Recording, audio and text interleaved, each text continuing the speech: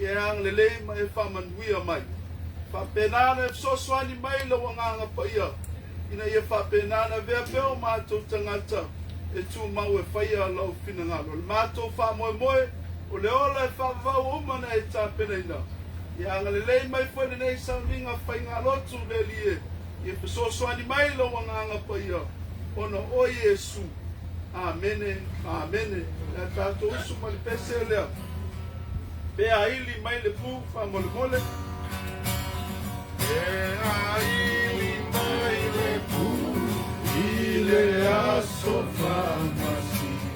Pea tapa mai o atarenga taa. Pea kia whaatasi te watau. Ona mai ai leo le mana au mai nunga. Pea whai le mana au mai nunga. Pea whai le mana au mai nunga. Pea whai le mana au mai. O te iai le mana au mai nunga. Malulu e pea more ni te iangoto le la.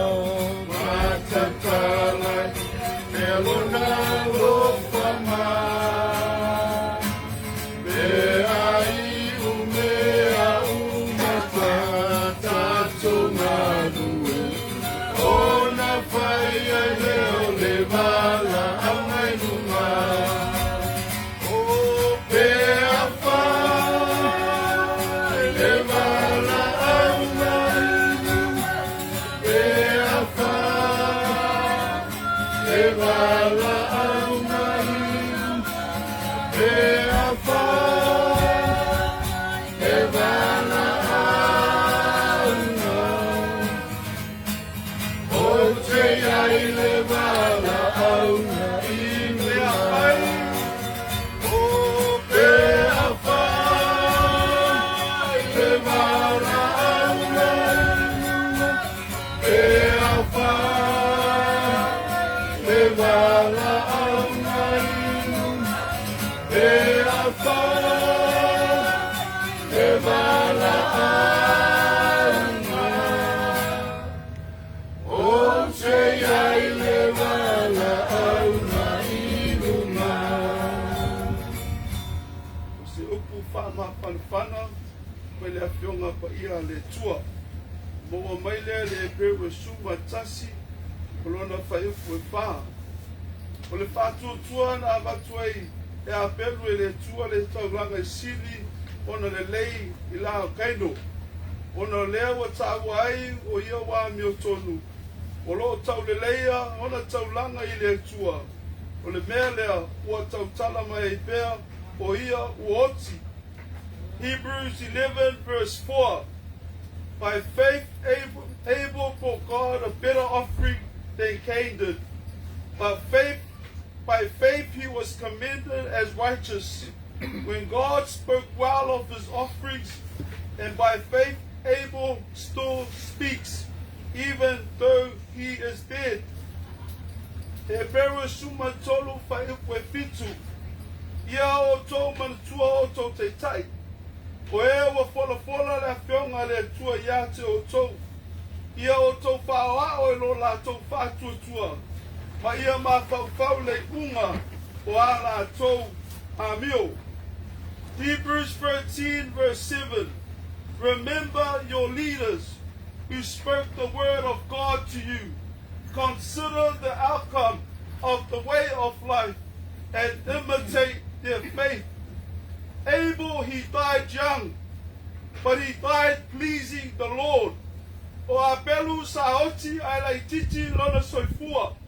A saoti awa malie a totoa le tua ilana o nanga malana fai taulanga.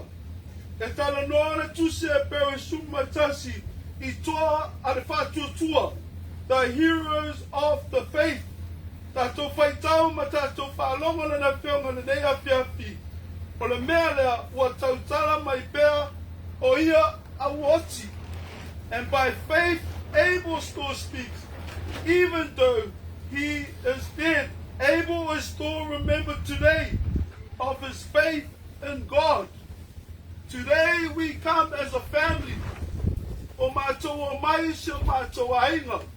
Mātou te manatua ngā ruenga le lei a si au tō whiwhine. O manatua ana ngā ruenga le lei. Le whamaoni lana alofa. I lea sa ia whaipe ngai ngai luma le tua. E ala le epukopo. Mātou manatua ana ngā ruenga le lei. Sa ia whaia tausi whamaoni ai lana whanau. Te maasanya o whiatu se o tōrua. A mai lau Facebook se o whai te tala atu ai lei titi. O ngō hawe lei sa Facebook. Ai tuu mai le tōrua le Facebook. Matamata o nana tama le alu whainga ruenga wha mercenary. O lau nau le tina ea. E fola le whionga pa ia le tua. Ia ola e lana whanau. Lea lau wa oti e tala vau pēla no langa ona. But she died empty. She died empty, but she pleased God. Lefo la wa saunga ya whiawhi se mātou a inga. Lefo mai ia manatua leaders. Obviously, the leader of the family is the bishop. Fuimaono whawhitai. Whawhitai no alofa. Whawhitai no wangalelei. But I want to remind your children today, Lulu, Tagi, and Maisafai Lassi, remember the good deeds of your mom. We will not forget our family. We will remember. E una oto ia, ai tala mai pēr, ana ngaluenga lelei. Na mea foi leo mātou mai whama whanawhana, i se tātou a inga. O le whātua tua i le tua. His last breath or last breath on earth is her first breath or his first breath in heaven. O finangalo pa ia le tua mo tātou. And Abel was still remembered today because of his faith in God. First, who spoke the word of God to you. Two, consider the outcome of the way of their life. And three, to imitate their faith. Angalelei le tua o soswani mai pēr se tātou nei ainga. O pole atunu, lau sunga le pukopo, e le ao ia la pua tama whainga. A lau te talo, i angalelei atu le li. E soswani atu le li.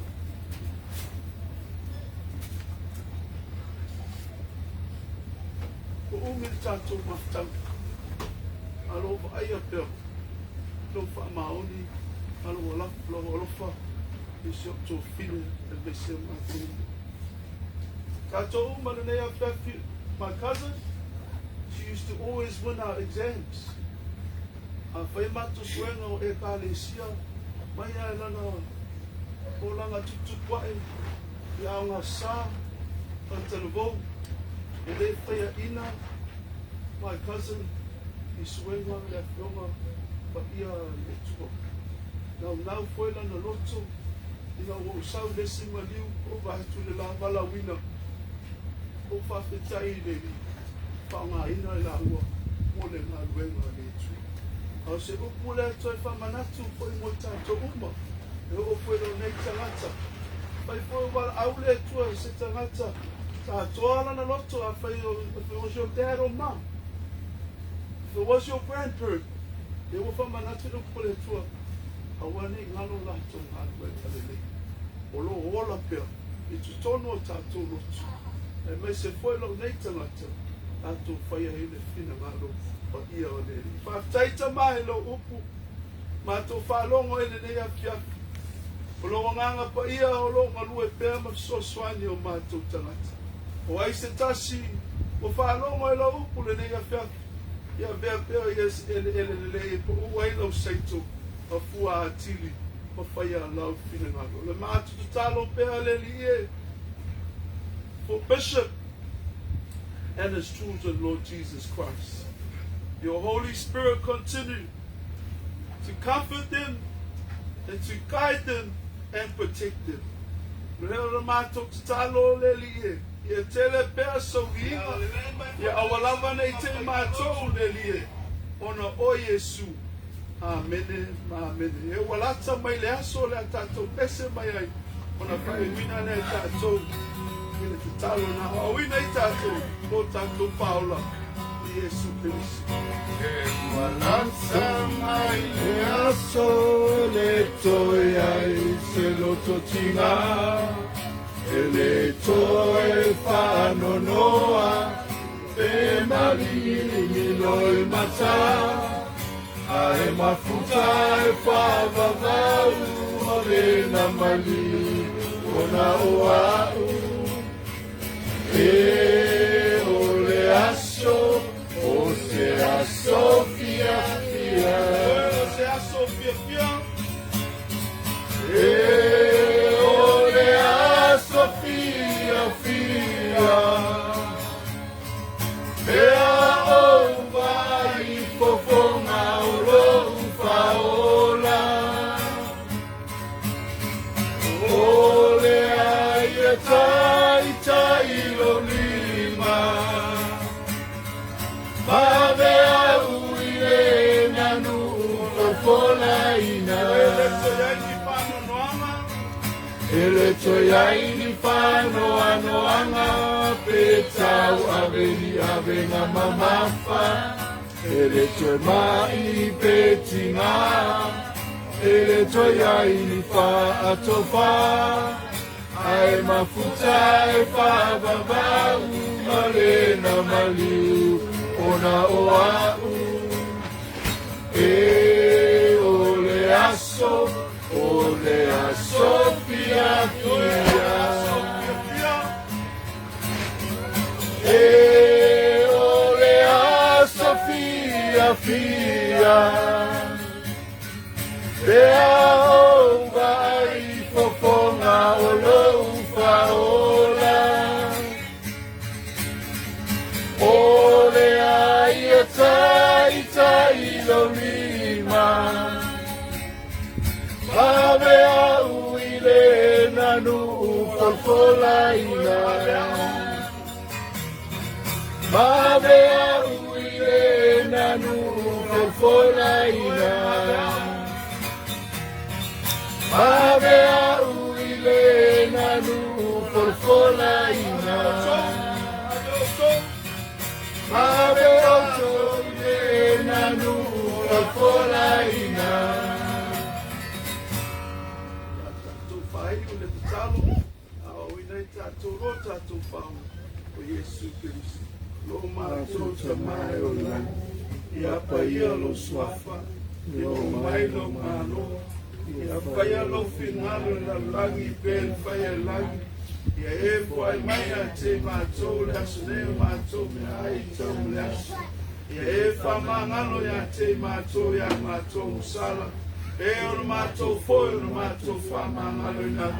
E o wale anga mai a te mātou. A o foi taitaina e mātou i whaso songa. A ia na vea i mātou mai leo. O a e o le mālo mani mana. A tōma minga e whāpara. Ua fafeta, ua fililo, alo fama, ua faia iau, mata mafa.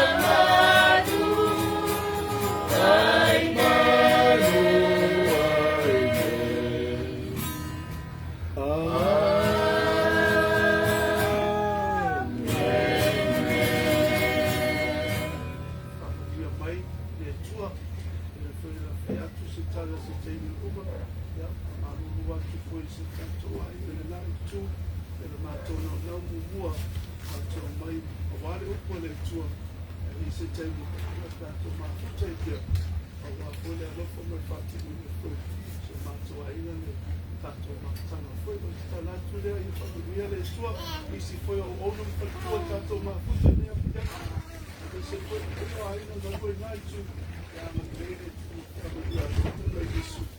Amen. Mga kuwa yung kilikal, kamako, masubur, yung laula. Yung po kaya ang iyaya, yung sabur ka lang, kapuwa siya.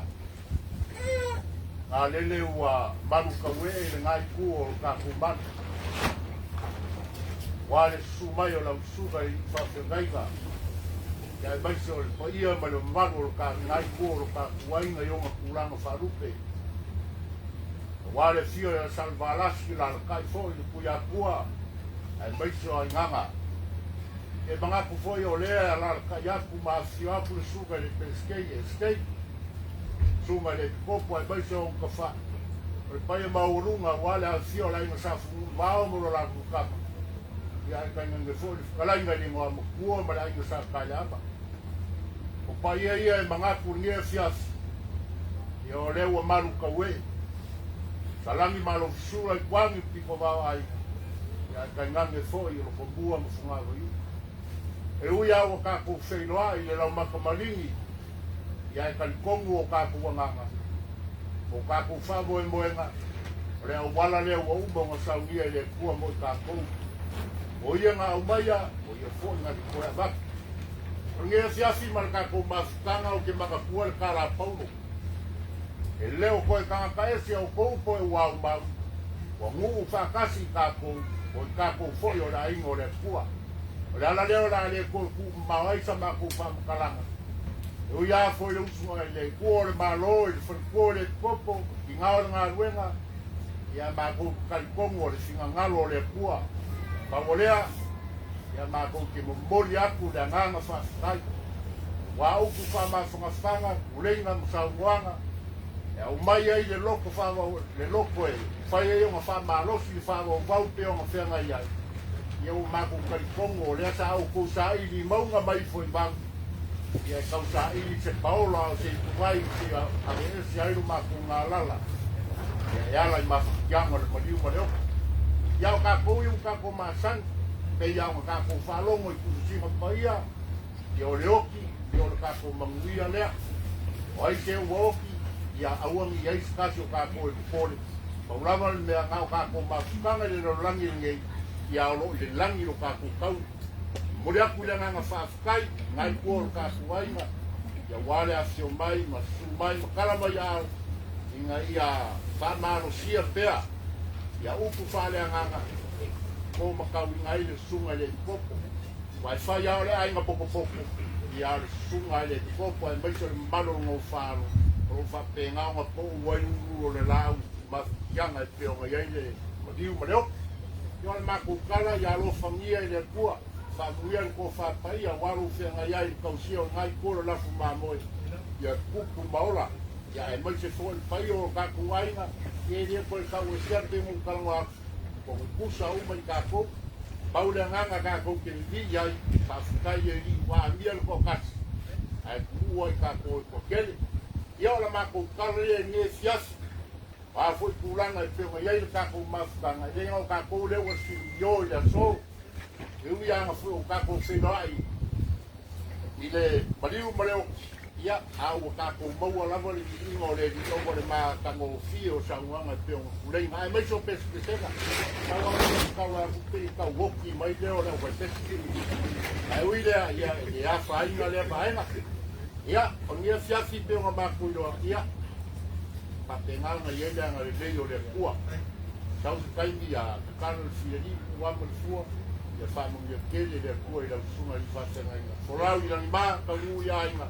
Ia kako koe wheirai fu se kaimi mo mua. Pau lea, ia e leo whaunga māku kua i lalo ngā ruenga whakaka.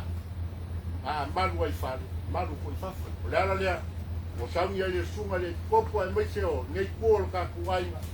ia me suga le skenge ia se me alofa whakau wā. Karu masingei ai, ngā ngei ia, ka ia o fui kako koe whenua. Ia, whake ngā kore mo whai. Ia. Pia mai lili. Ia, ni ka ngā oi o le alo, kumei. Ia. O lau te ukusi ngā, o ianga e le ngofo mai o le mera i whai e pesi. A ngai ke pue aka mai ngā. Ia i rea whai ngā ngai ai runga mor social media ngi inga kako whaia.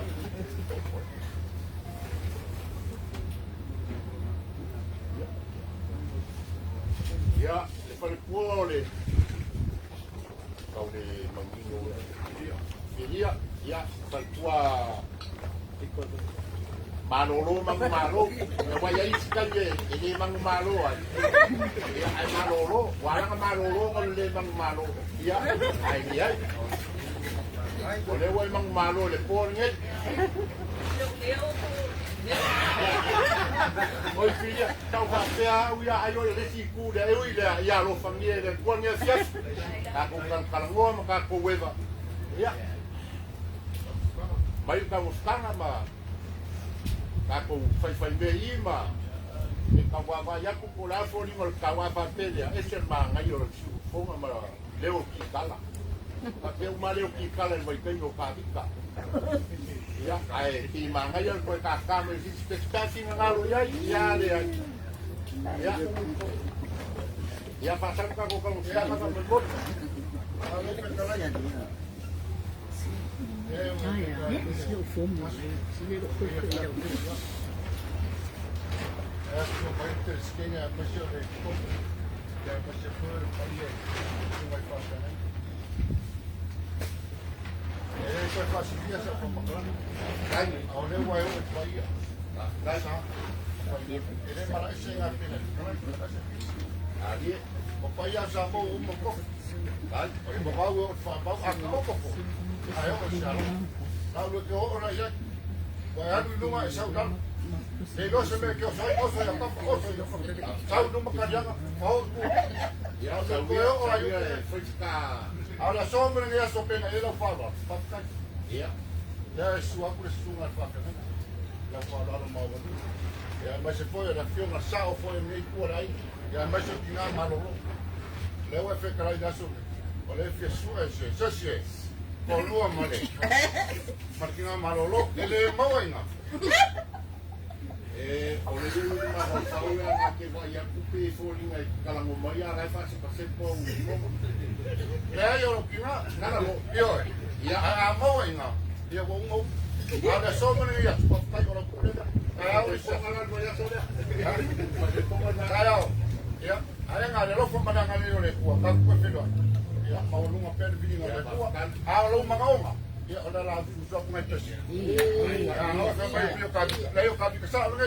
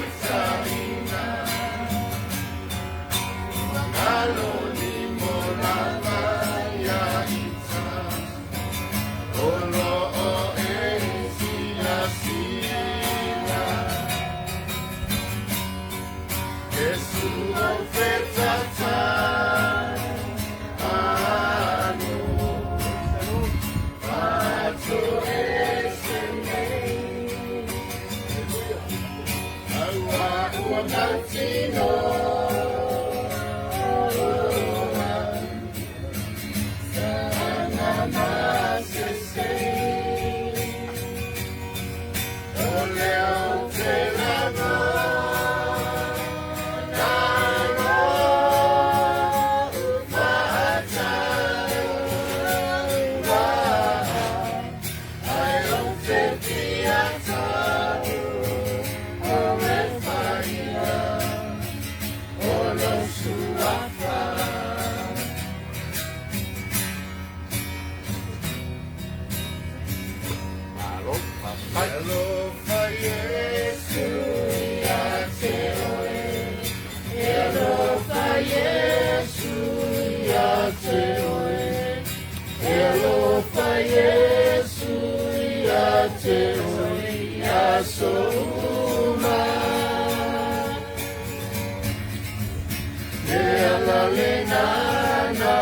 maliwai ilo kalevaria ina ia ona le tangata nasala se aya sauva ai ilo na tanta mai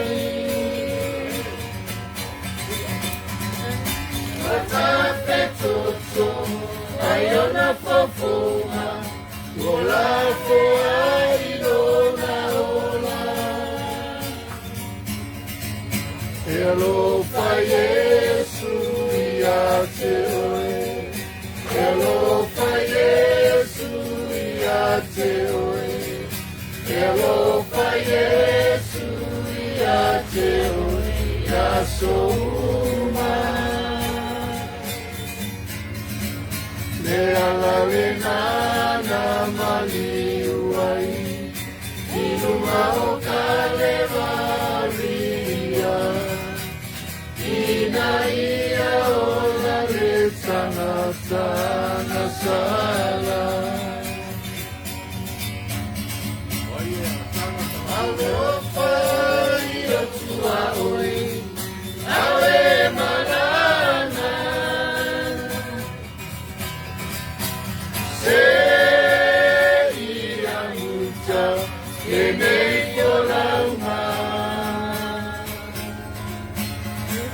Atutua ma wha moi moi E tu ma pea Aole alofa ia fasili sili lea Alofa io tua oi, awe malana. Se ia muta e nei polaunga. Patutua ma fa moi moi, e tu ma pea.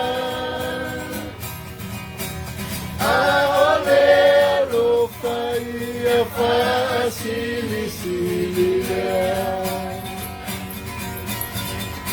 Ona afa ai ai lea Ole atua Ilo olana Leana Mariana sa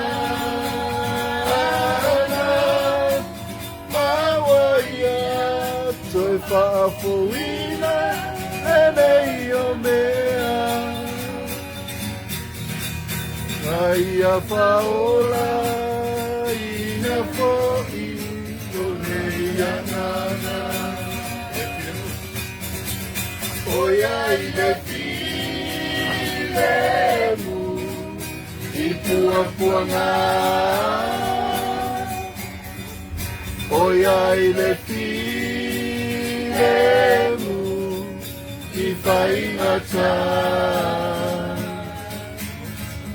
A o Yesu ngā apa mai O nā awalofa Mama taitaya Tua uile ta olotona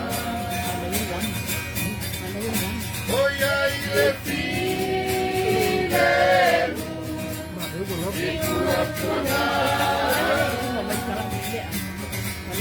Oia ile filemu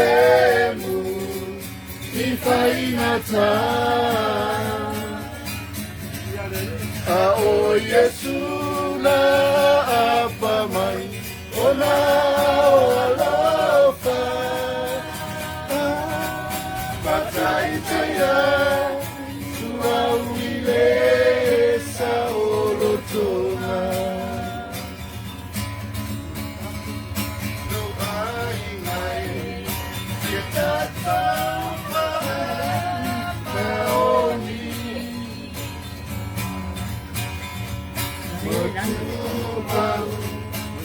Ya Yesu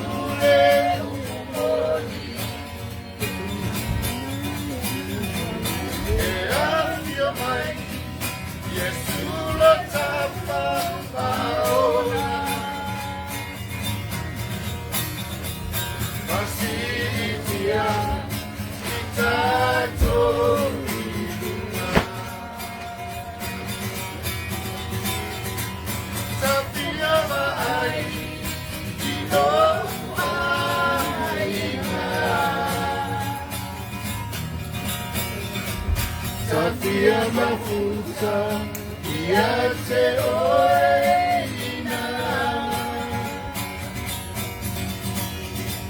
le lagi fo o mana saunia e oba lo tatu sama e oba lo tatu sama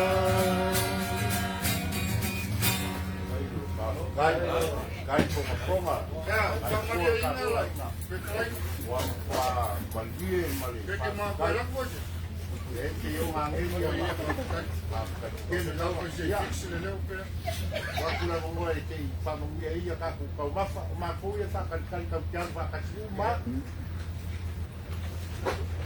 Sai chama walo sofa ko ia ona walo lo tale de ai fuina de ia fe pa ia ma ko sofa isso ia foi ia ai na lua wa le le de ia fe ia pona o Yesu amen amen claro vai que o fia lo poia la guardia que por el casi cada na que la fue que le sao el casi tal ya Kalor suari ka ko vai ka ko kalmor pa matan